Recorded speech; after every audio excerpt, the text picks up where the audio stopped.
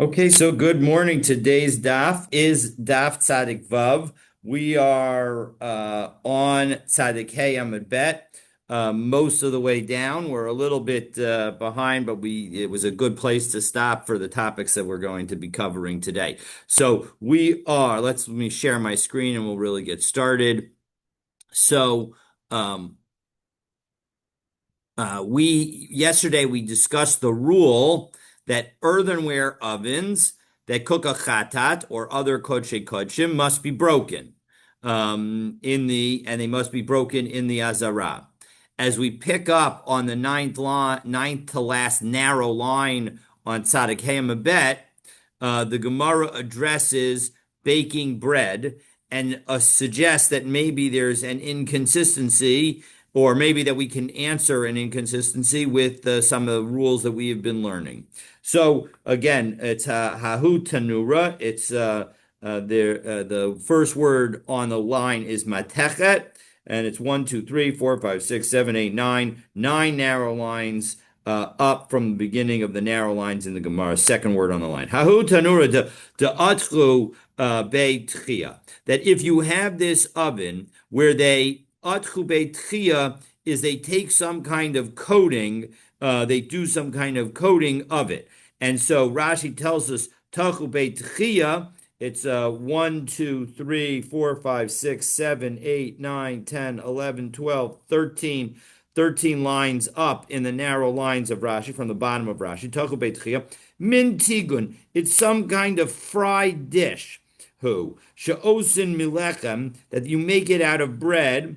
Vitashin atanur, but aliyah, and you use the fatty tail, the aliyah of I think it's a goat, but in any event, you use the fatty tail in order to sort of polish the oven so that this you end up with this like fatty aroma that is going to be in the bread. The oven is halechem acher shatchuhu, and you bake bread in that oven after you've spread out this fatty tail spread. U'mesecha Shabbos nami amrinan tlosa soy tri. That along these same lines we have in Masecha Shabbos on Daf Kuf Yud Tet Amud Aleph this idea that you have this cake smeared with oil that is 3 saws in weight. And so that is what that's talking about. And so you have this again.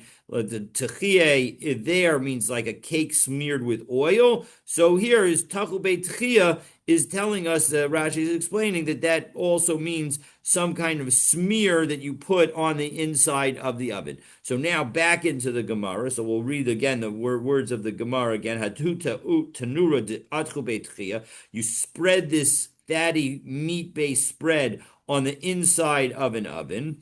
Asra Rabba Bar Ahilai Lemichla Larifta Laolam. That he says that you're not allowed to ever eat this bread.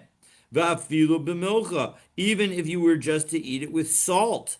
Doma asri lemichlai b'kutcha, because maybe you're going to come and eat it with kutach, with a dairy, a dish made from, a cheese, some kind of liquid milk-based product that is obviously dairy, and so we don't want you to have meat and milk together. That violates a Torah prohibition, and so as a result, we want to make sure that you don't do that. So we say that it's going to be forbidden. And Rashi explains that when we say la'olam, so next Rashi, la'olam, va'afilu hasikuhu, even if you were to purge it and cleanse it through hagala and get or heating it up again, heating up the oven again. So you try to get the oven to be purified from its meat taste.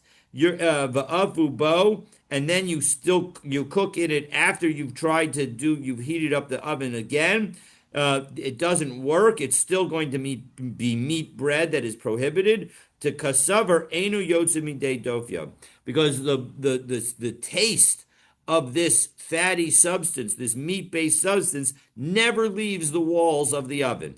And so that's why you can't, there's nothing you can do about it once it's been cooked. So Meisvei, 1 second, I'm going to show you that there's another way that you can deal with it, and that some people say that you can get rid of the fleischiks or milchiks spread that's in an oven through reheating it. Because what does we say? There's a brisa that says the following: Ein lashon esa isa b'challah, that you don't need dough with milk. V'im lash kol paskula asura, and if you do so, then all the bread is going to be forbidden, because we're always worried that you're going to eat it with meat. Bimnei hergel aveira, because it's going to lead you to sin. As Rashi tells us, the next Rashi, Bimnei hergel aveira shelo yochal apas im habasar, because we're worried that this dairy bread, you're going to eat it with meat. So kiyotzebo ein tashin as a toner ba'aliyah. And similarly, we say that you don't grease the oven with the fatty tail of a sheep, which is exactly the case of what we said was the atchu beitchiyah. So we're just applying the same rule, and yet the imtash kol paskula asura ad sheyasik as hatanor. And again, the bread is all going to be prohibited, but here we have in this brisa a very important caveat, because it says ad sheyasik es hatanor, until you fire up the oven and then burn off that smell. And so as a result, this brisa shows that you can get rid of the fleishik's nature of an oven, when Rabba Bar Ilai said you cannot. So to Yuvta, the Rabba Bar Ilai, to Yuvta. So this shows that Rabba Bar Ilai is not correct. Now, we're going to, in the end, say that actually maybe he is correct, but because we're talking about a earthenware oven, but let's get there. So Amarle Ravina Ravashi. So Ravina says to Ravashi, and he asks a question: V'chime achar deitosav Rabba Bar Ilai. Once you've now said that Rabba Bar Ilai is not accurate, Amai Amar Rav Kaderes Pesach Yeshavru. Why did Rav say that when it comes to Pesach, you have to break your earthenware pots and you can't use them on Pesach? Because obviously there's absorbed taste. Let's just heat it up and we'll get rid of the taste. Just like we say that you can get rid of the taste from the, with the brisa that talked about, baking dairy or meat bread. So Amar Lei, so Rav Ashi responds and says, Rav Moki Lahahi B'Shel Mateches. Nah, so the way that Rav answers the inconsistency between Rabba Bar Ilai and that brisa is to say that the brisa is only talking about metal ovens. But when it comes to a earthenware oven, you would not be able to cleanse it, just like Rabba Bar Ilai says. The Ibayasema. So that's one possible answer. Another possible answer, which would still be inconsistent with Rabba Bar Ilai, would say, no, b'tanur shel cheres, we are talking about an earthenware oven, but zeh hesiko mibifnim, b'zeh hesiko mibachutz. And the question is where is the fire? If we're talking about something that you're going to be firing it up from the outside, well, then that is not going to be sufficiently hot so as to cleanse the inside of the earthenware pot. But if you have a full-fledged oven and it's made out of earthenware, and the earthenware inside is going to have the fire, so the fire really gets very hot in that earthenware oven, so then it would be okay, and you would be allowed to cleanse it. And so when we said in the brisa that you can cleanse it, we're talking about an oven that gets fired from the inside. And when Rav says that on Pesach you have to break things, it's talking about things that would be heated up from the outside. Well, So then the Gemara asks, "V'navid hasakam b'fneim." So fine. So go and take those pots and make a fire on the inside. Why do you still have to say that they have to be broken? So chayes aleihu demitavre. No, because if you were to do that, if you were to try to put the fire on the inside of a pot that isn't meant to have fire on the inside, you'll be concerned that the oven will that the pot will break as a result of your putting the fire on the inside. And because of that concern that you're going to be worried that it's going to break, well, now you won't do it well, and therefore that's why Rav says you need to break it, and you can't just try to cleanse it. So Hilkach Haikuvya. So as a result, when it comes to a kuvya, which is these tile rings that make a circle, and the firing is done on the outside, Heisiku mibechutzu ba'aser. It's something that is heated from the outside, and now once you grease it with the fat, it's going to be prohibited. And so again, it could be that that is what Rabbi Barilai is talking about. So now, though, however, we have a question that we saw yesterday, and we gave one answer, but now that answer is not relevant any longer because what did we say? We asked the question. So now let's take a look at the question, and then we'll remember what the answer was that we gave yesterday. Ela kaderu shel mikdash amai yishavru. So why do you need to break the pots in the Beis Hamikdash? Nadrinu likiv shonos. Let's just put them back in the oven. So we haven't actually. This is not the question that we asked yesterday. First, we have to deal with this question, which is: look, the Torah told us that we had to break the oven, break the pots, but now we know that there is a way to fix everything. You just put it into a kiln, and everything would be great. So Amar Rabbi Zera, Lefisha Ein Osin Kivshonos B'Yerushalayim. But we don't make kilns in Yerushalayim. As Rashi explains, Ela Kederu Shel Mikdash Amai Yishabru. First Rashi on Tzadik Vav Amud Aleph. Hoel V'Islahu Takanta Belibun. Now that we've said that firing something up will fix it and take out whatever bad taste has been absorbed. How kimna de time mishum belua. Now that now that we've explained that the whole reason that we require the breaking of the earthenware pots is because it absorbed some of the taste of the kodesh, of the holy sacrifices that were cooked in it. Velo abishal, and it's not just about cooking theoretically on a spit. Right, one of the questions that we asked yesterday is why not just say what's the halacha if you cook something on a spit in an oven and the item never touches the oven itself? And we, in the end, although we don't actually answer it, Rashi is here concluding that in fact that is not going to require any kind of cleansing because although the cooking happened in it, that's not enough. The lo abishal kapit. We're not careful about and concerned about the cooking process. So kra denema gzeris akasavhi abishal kapit kra denema gzeris, and we said that it's going to be just a verse that is what's requiring us. V'nahi de mishkan ksiv.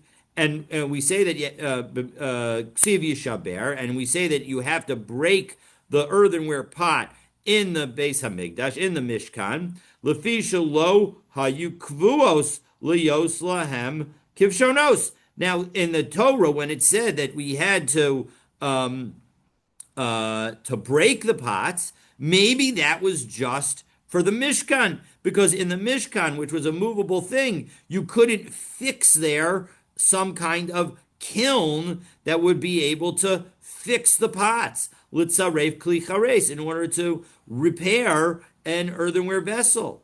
Aval b'mikdash, But once we're talking about the permanent Beit HaMikdash, Nahadrinu Lekiv Shonos, that's fit to have an oven, we might think, a kiln. So Shah Yotzer Tzorfan Behem V'Yislamnu. So let's just refire up everything that every pot that gets used, earthenware pot that gets used in the Beis HaMikdash, and everybody will be fine and dandy. So the Gemara answers, Amar Rabbi Zera. So back into the Gemara, last word on the second, towards the end of the second line. Amar Rabbi Zera, Lefisha Ein Osin Kivshonos B'Yerushalayim, because we don't make kilns in Yerushalayim. And Rashi explains, why don't we? Mishum Kutra, because of the smoke. Kedamrin B'Baba Kama, as was said in Baba Kama, that we don't want smoke to make the walls of Yerushalayim all black and ugly, but rather Yerushalayim is meant to be beautiful.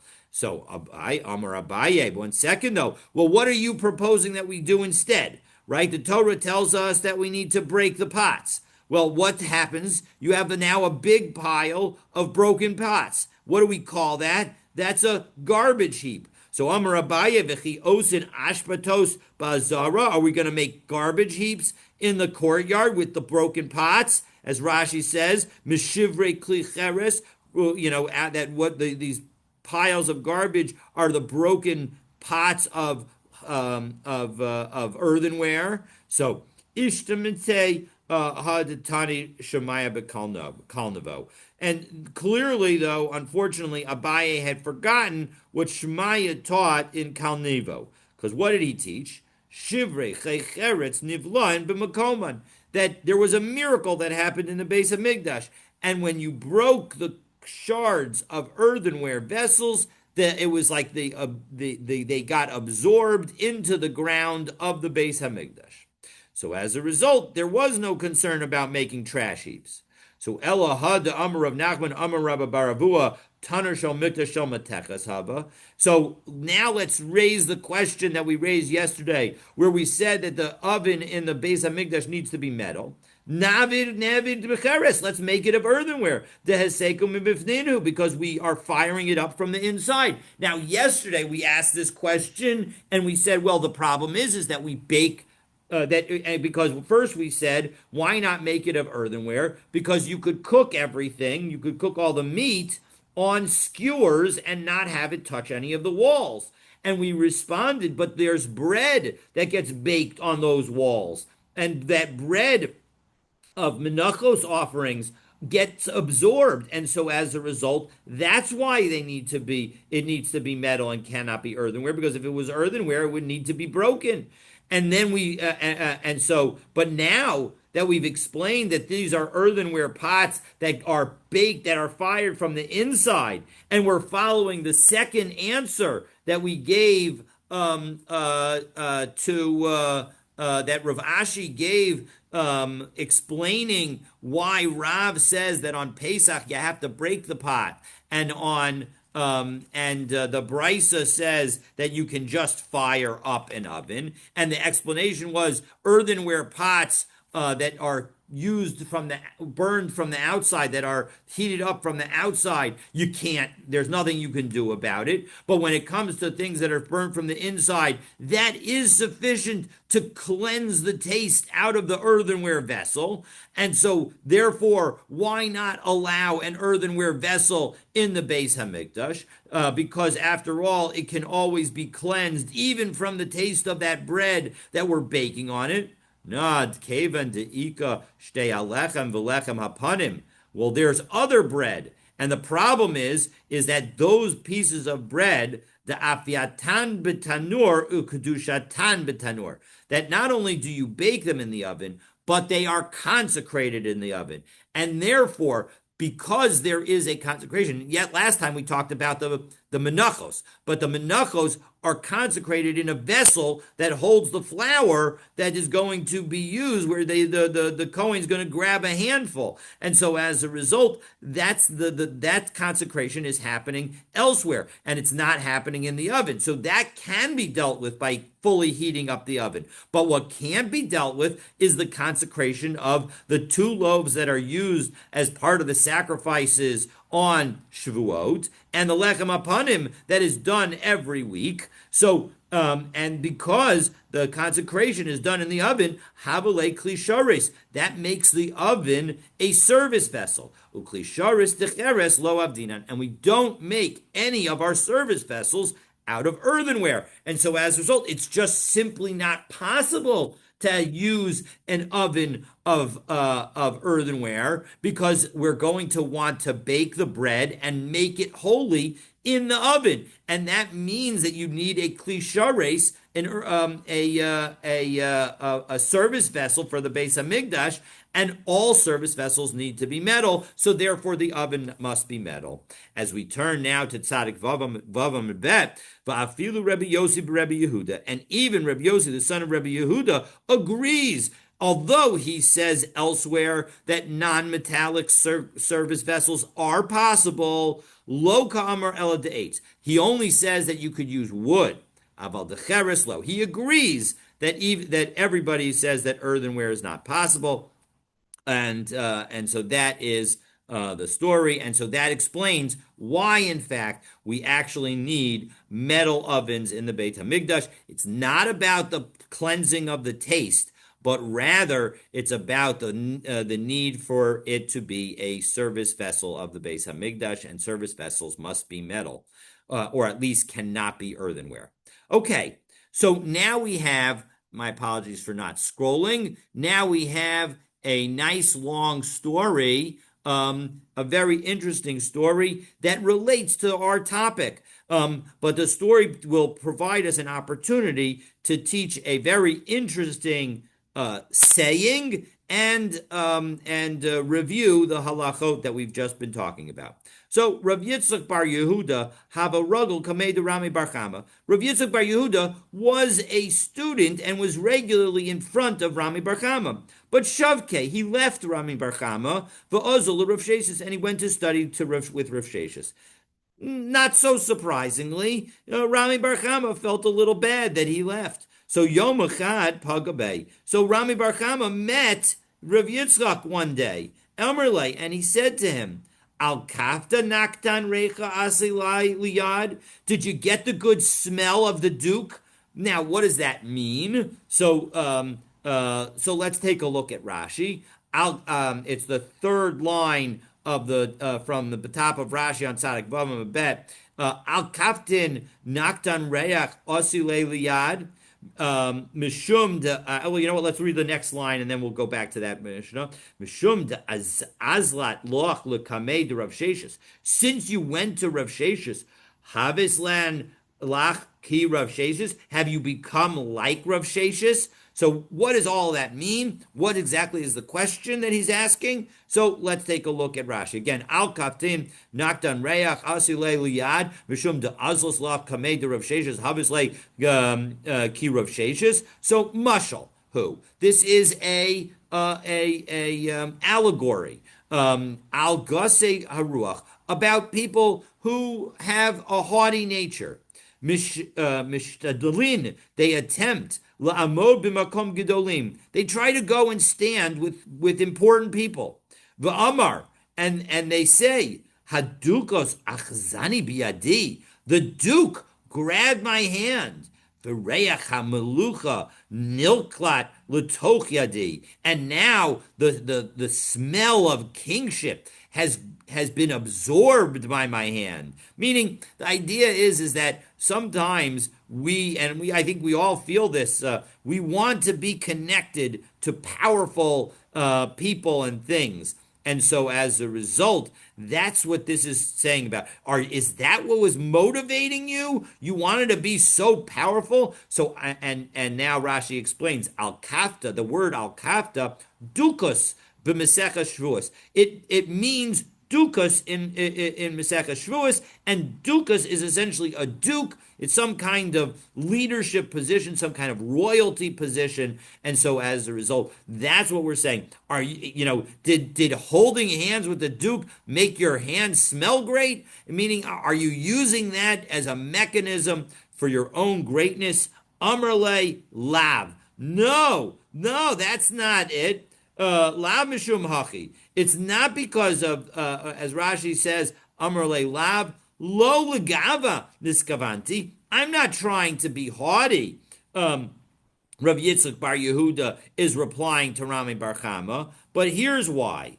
Mar, when you, kibeina mulsa, when I ask you a question, pashatli misvara, you use your beautiful logic to, I added the word beautiful, you use your logic to respond. But now, because all you've used is your logic, when I find a Tanaic statement, a Tana who says something different, so parchala, it's a question and it refutes what you said. But Rav Sheshes, ki be'ina milsa mine, when I ask Rav Sheshes a question, pashat li misnisa, he uses statements of Tanaim to answer me. Dechinami mishkakas masnisa uparcha. So now, when I find another statement that might contradict it, masnisa umasnisahi. It's a contradictory statement within Tanaim. That's fine and dandy. It's not you contradicting a Tana. It's just two Tanaim arguing with one another, and he's telling me that he agrees with one Tana, and I could find another Tana, but it doesn't undermine the validity of his response.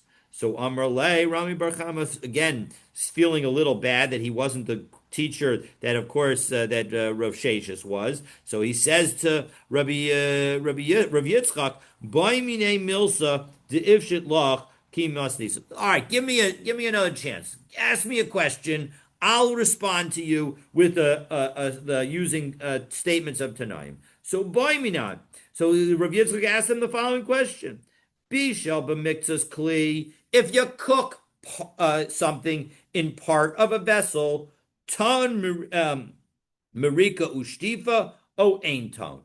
Does it require the purging and rinsing of the entire item, or is it sufficient to purge and rinse just the place itself that was used for cooking?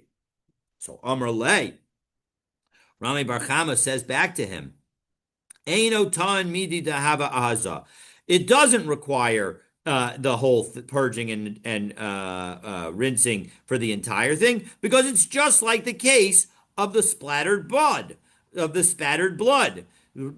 as Rashi says, midi dahava ahaza dam chatas. It's just like the spattered blood of a sin offering. Shanitas al habeged, that got messed up on the garment. D'tanan b'masnisin, because we learned in the Mishnah in this perek, ein tan kibus ela makom adam. The only place you need to wash is the part of the garment that got the blood on it. So just like only you have to wash the part of the garment that gets the blood on it, when you cook with something and it absorbs into the pot, you only need to cleanse that part of the pot that got the thing in it.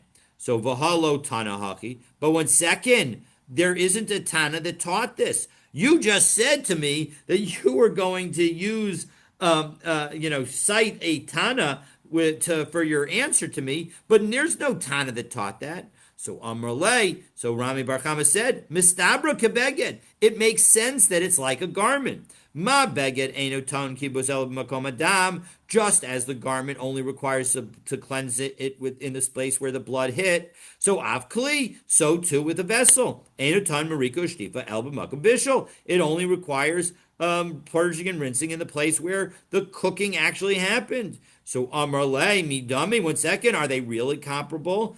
Dam lo mifapeya bishul mifapeya. The blood doesn't mifapeya. What is mifapeya? Rashi explains. It's let's see if I can find a good.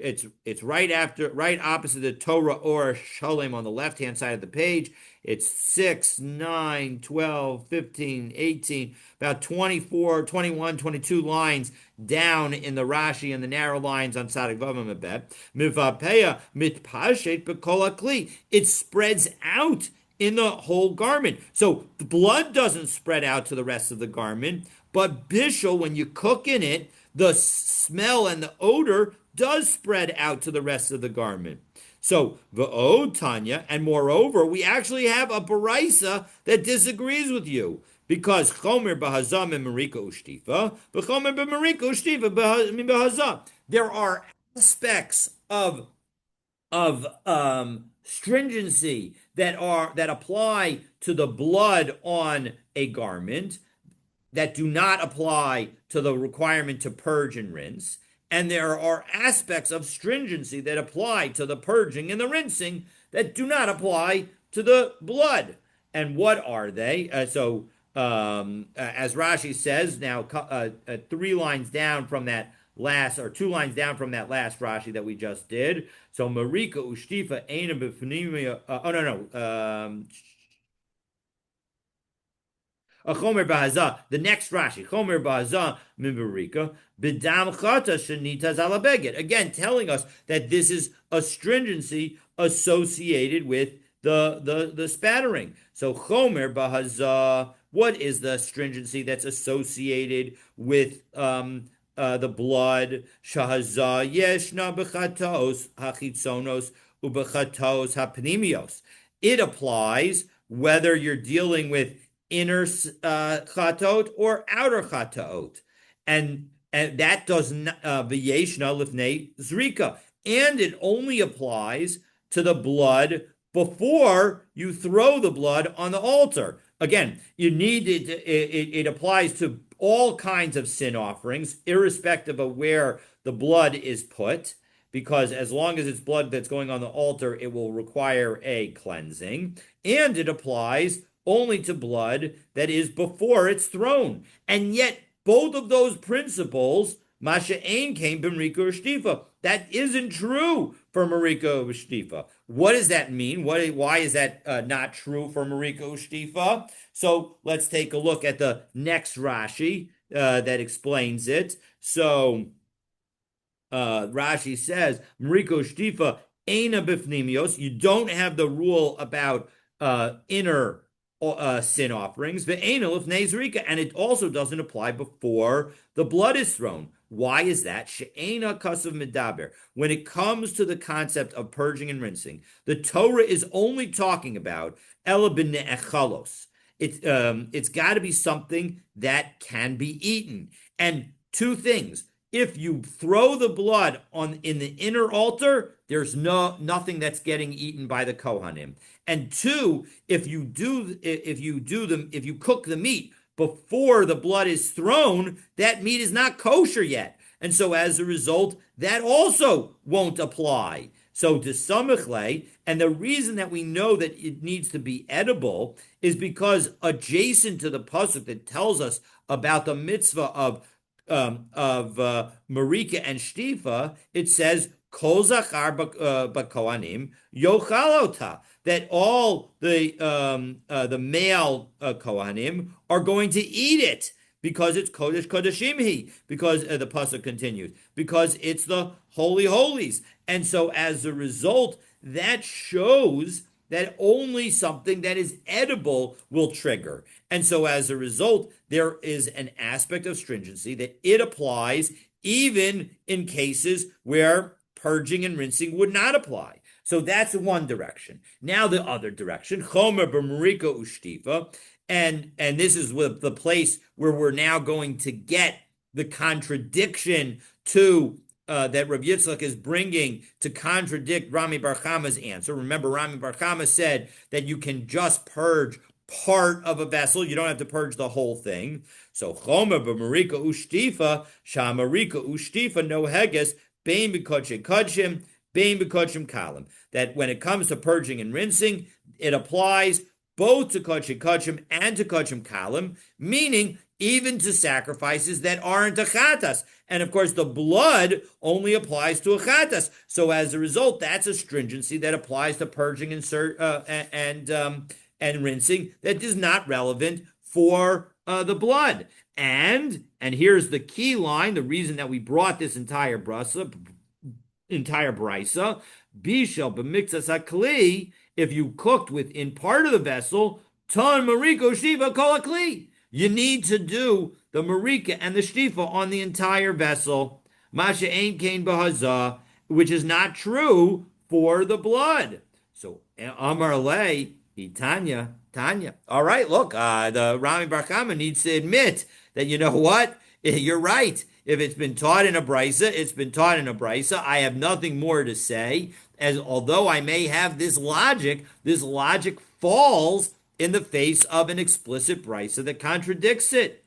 But bottom line is, what was the whole reason? Time of my what? But now the Gemara wonders, why is it that you have to purge and rinse the entire vessel? If the whole thing is really about the absorbed taste, why should you need to do it? Maybe you don't have. Maybe the whole way that you just as when the taste spread throughout the vessel was even though you cooked in one spot, maybe when you cleanse in one spot, the cleansing will go throughout the whole vessel. So why is it that you specifically need to do the whole vessel? So we say it's exeris akasav because amar kra the imbechli nechoshes bushala. If it was in a copper vessel, it was cooked. What's the implication of bushala using the passive verb of it was cooked? The implication is vafilu b'mixas kli, even if it was only part of a vessel. And so as a result, although the concept that we're using, the situation that you need to do the marika ushtifa is only when there's an absorption, the response is that you have to do the whole thing even when only part of it was cooked, only part of the vessel was used.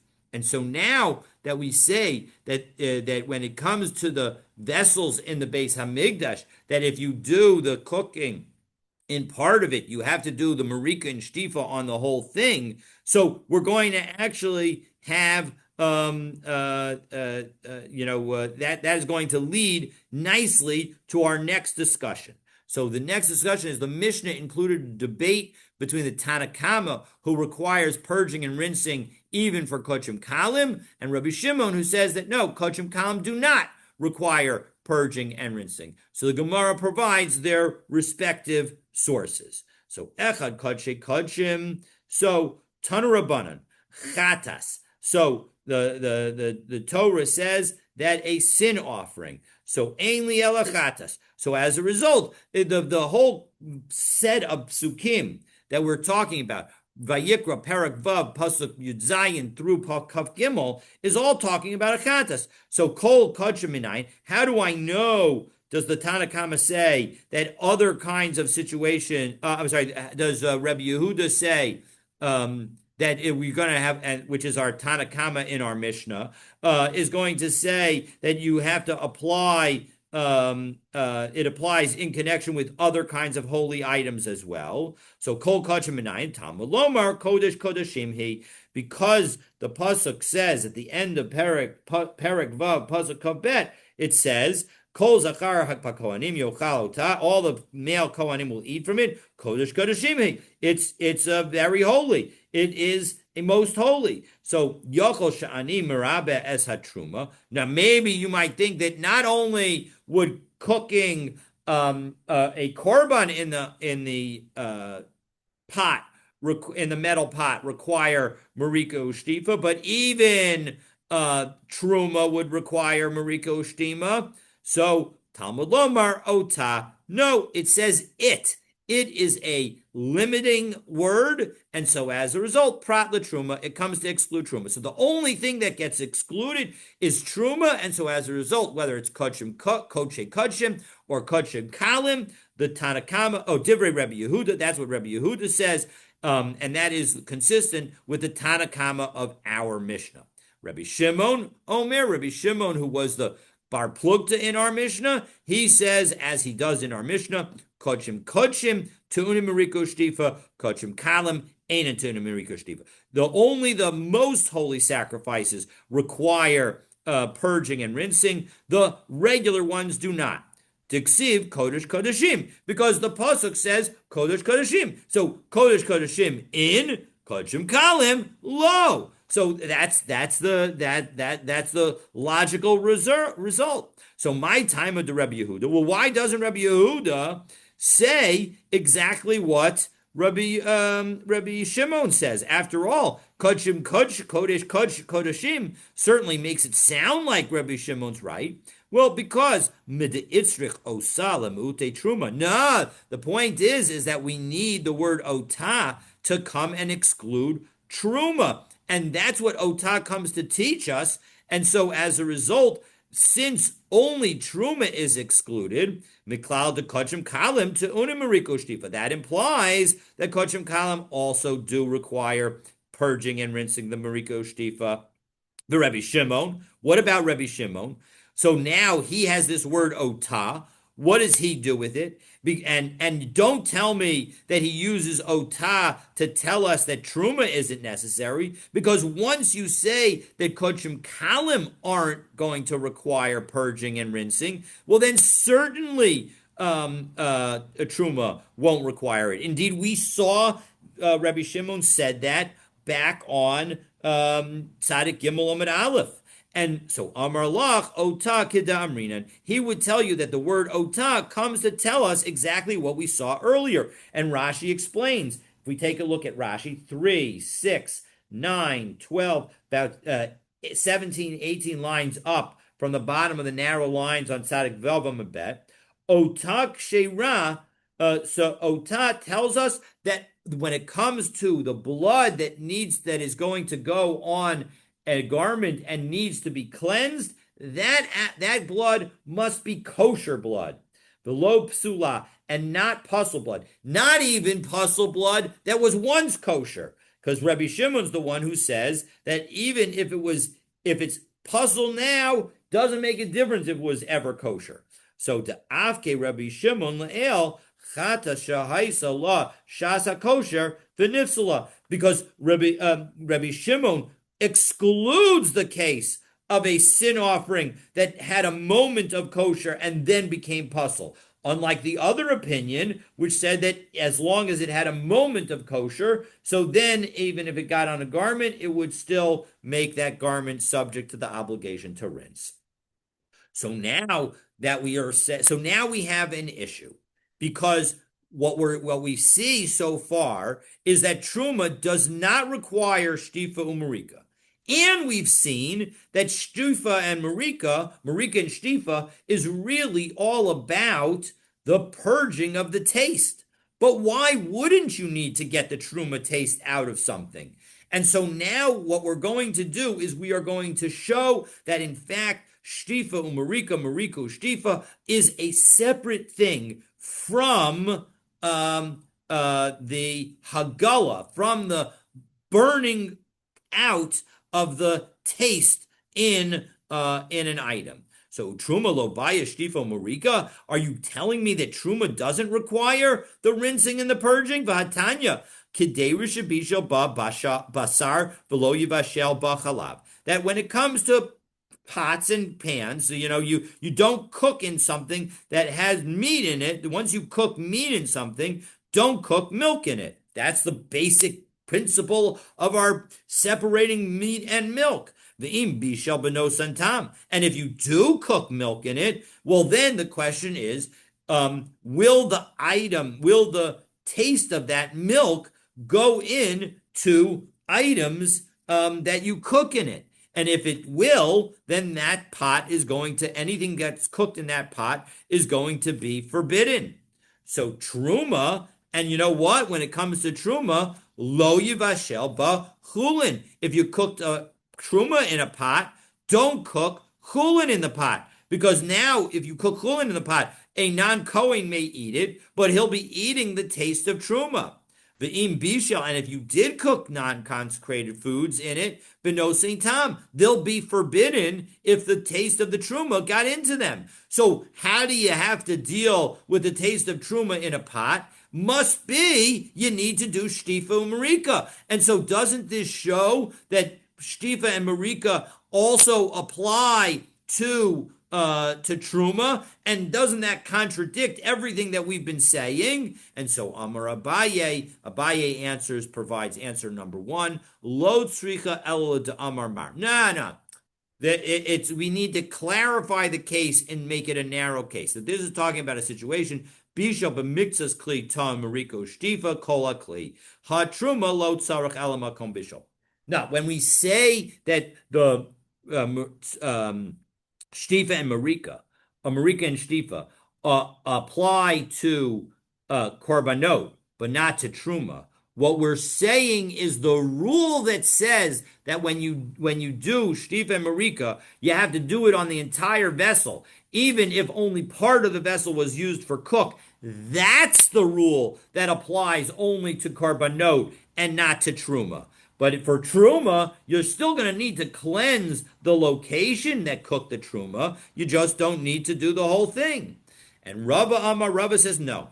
Lo tzricha ela de amar mar b'mayim lo v'yayin. No, the rule that we're going to say that applies only to shtifa and marika when it comes to a korban, but not with respect to cleansing truma out of a pot, is the fact that you need to use water and you can't use wine. B'mayim v'lo b'mazuk, and you can't use you need to use water and you can't use diluted wine. The point is that when it comes to cleansing out something, not only can you use boiling hot water to cleanse out something that was used for cooking with something not kosher, but you can even use boiling wine or some other liquid, as long as the liquid is kosher, to pull out that taste. Now, in practice, we don't rely on this. We tried not to rely on this, and we specifically use water.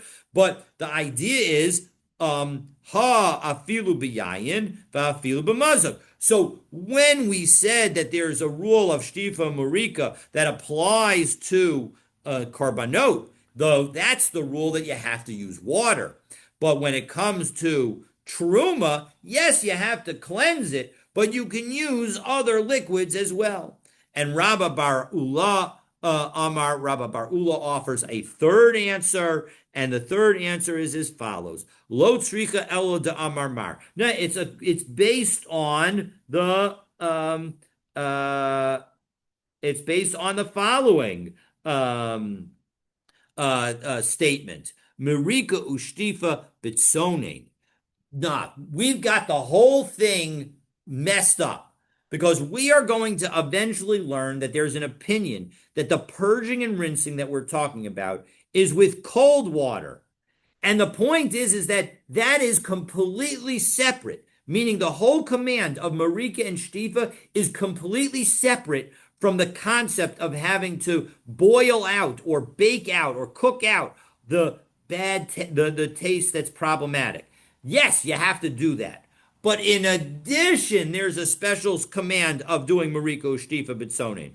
Ha'afilu b'chamin. But when it comes to the truma, then it's only, even doing it just with hot water, that is going to be sufficient. You don't have to do any special rinse in cold water. Now, practically, you should know that we do a rinse in cold water after you do some boiling. If you're cleansing, for example, if you've got a spoon that you accidentally used for both milchiks and fleishiks, and now you're putting into a hot pot of boiling water. So you do need to then move that spoon into cold water to rinse it off. But that isn't technically an absolute requirement, and so that's what we're saying. That when it comes to the korbanot, after you boil out whatever was cooked in that pot, then you need to do the rinsing and purging with cold water.